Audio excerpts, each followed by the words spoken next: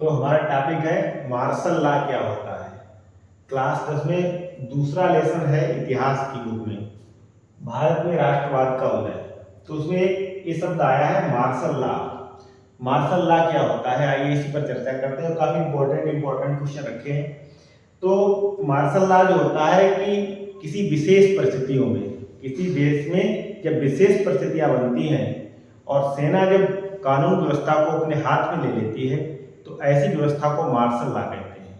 मैंने यहाँ पर लिख भी दिया है, विशेष परिस्थितियों में जब देश की कानून व्यवस्था को सेना अपने हाथ में लेती है तो उसे मार्शल लॉ या सैनिक कानून कहते हैं।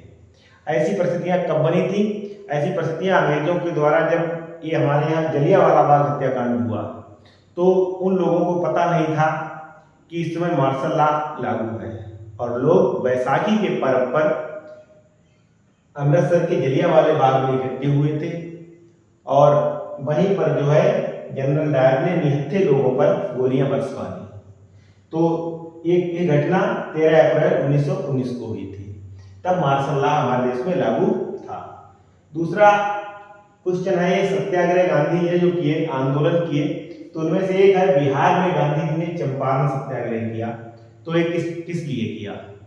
तो उसी में क्वेश्चन है कि नील की खेती जब करते थे किसानों को अंग्रेजों के द्वारा नील की खेती करने के लिए बाध्य किया जाता था, और जिस खेत में नील की खेती होती थी वो खेत बंजर हो जाता था, बेकार हो जाता था, अगली फसल नहीं दे पाता था, और वहां के किसानों को जबरन नील की खेती करवाई जाती थी। ये जो है राजकुमार शुक्ला के कहने पर वहां इन्होंने जो है चंपारण में सत्याग्रह आंदोलन किया और नील की जो व्यवस्था थी उसे समाप्त करवाया।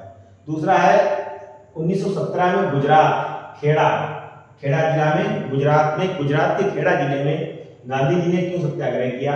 तो वहां फसल जो है किसानों की बर्बाद हो गई थी और अंग्रेजों के द्वारा ज्यादा कर लगाया गया था। उस कर को कम करने के लिए गांधी जी ने गुजरात के खेड़ा जिले में सत्याग्रह किया।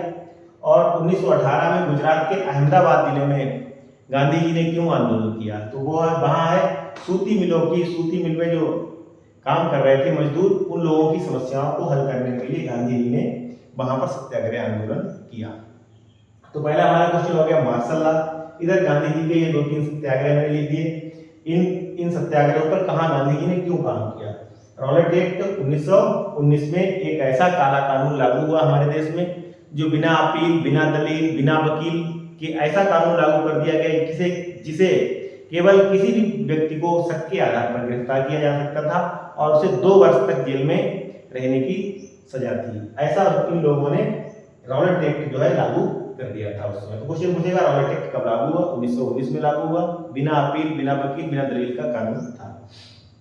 अगला है जलियांवाला बाग 13 अप्रैल 1919 में एक घटना हुई, बैसाखी के पर्व पर हुई थी। बैसाखी का मेला था, इसीलिए वहां लोग इकट्ठे हुए थे और एक गांधी जी के 2 वहां पर जो है कांग्रेस के अधिवेशन है। कांग्रेस का पहला अधिवेशन सितंबर 1920 में हुआ, कलकत्ता में हुआ।